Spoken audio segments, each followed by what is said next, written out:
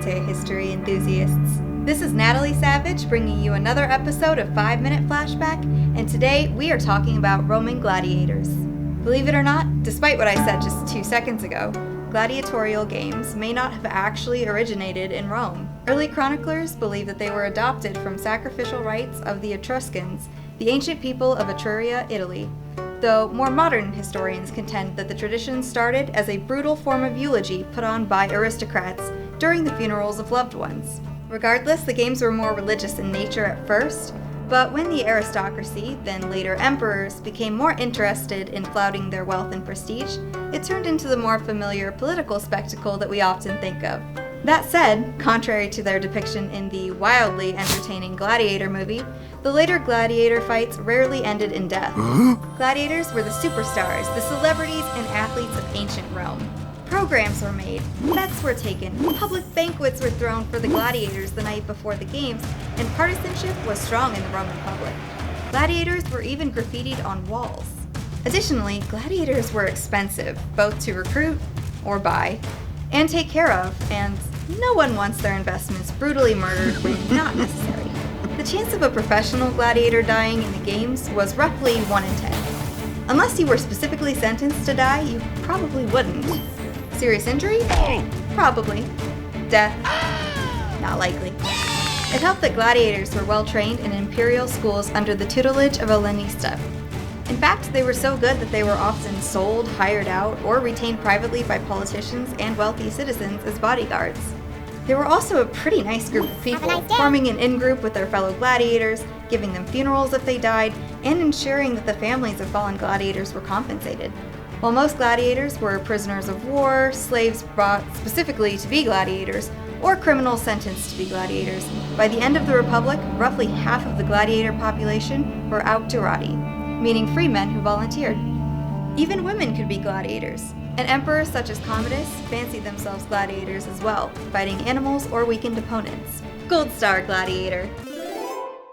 Though Commodus got a much more dignified death in that movie than in real life. For anyone interested, all you have to do is sign a contract, for a fee, and swear an oath to your lanista to be burned, flogged, beaten, or killed if they say so. Wait, what? After joining, you'll likely be sorted into one of the many categories of gladiators. Yep, gladiators weren't restricted solely to gladius swords and galea helmets. Since there was no honor in defeating a weaker opponent, gladiators were matched where one's advantages were countered by the other's strengths. A speed versus strength kind of thing. It was far more entertaining that way. And yes, Maximus, they were entertained. The secutor class was often paired with the retiarius, who fought with tridents and nets and were only protected by a left side shoulder piece. The heavily armored Mormillo competed against either the scimitar and small square shield-wielding trikes, or the hoplomachus, who wielded lances, a short sword, and a small round shield. The Acidarius fought from war chariots. The Aequetes rode on horses. The Laquieri used lassos, Wonder Woman style. The Veletes hurled missiles. The Sagittarius were archers, and the Dymacharis dual-wielded swords. And believe it or not, there was a class of gladiators who groped around blindfolded, and sometimes the Colosseum was flooded to reenact naval battles. As you can see, there is a lot of variety in being a gladiator. When a gladiator was defeated, the crowd would cry, "Mite! Let him go!" Or, "Eugula! Kill him!" Even though the emperor got to make the final decision, he often followed the crowd. Good job again, gladiator! Victors could be rewarded with palm branches, crowns, and/or money, either from their contracts or rewards from the crowd. Then, if a gladiator earned his retirement, he'd be gifted a symbolic wooden sword called a rudis to grant him leave of service. But at the end of the day, what did these games really stand for beyond brutal spectacle? Quite frankly, gladiators represented overcoming death. And if a gladiator was to die, they would be expected to meet their death honorably, without a hint of fear.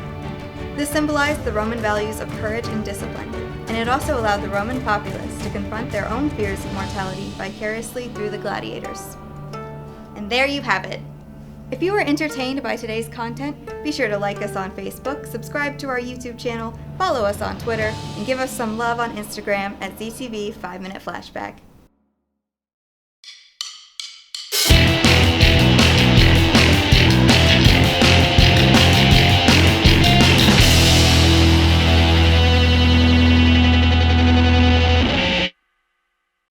This program was produced by ZTV at the University of Akron. Do you want to gain experience in video production, professional social media, or working with real clients? Visit the UA School of Communications online or follow us on social media to learn more. ZTV, make media, make a difference.